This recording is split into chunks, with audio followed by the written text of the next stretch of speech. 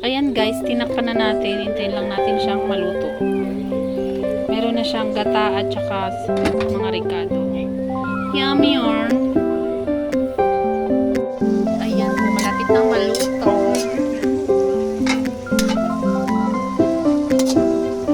Lagyan na natin ang tuyo guys. Ang lapo-lapo malapad. Pala na picturean kanina. Yang malapad. Oh, yan. Oo, yan. Hindi po nakita yung taglog na yung gulay. Eh, ano na? Ibuhos na natin ang pangalawang gata. Ay, sarap.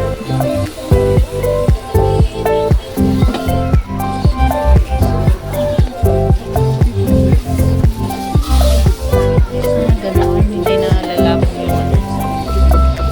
Tapos, intayin lang natin siyang kumulo, guys. At pwede nang kumain later.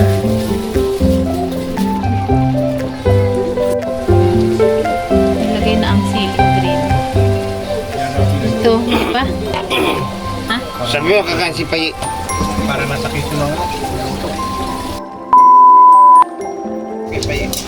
Luto na guys. Ayan na ang finished product ng ating kamuting kahoy. Kaya wala kang tiki man time. Ala Edgar. At may tiki man time. Tikman mo na. Ano, tikman mo. Pili sa akin.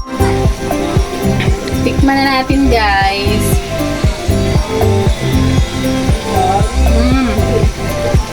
Yummy! Kain na na. Thank you for watching. Bye!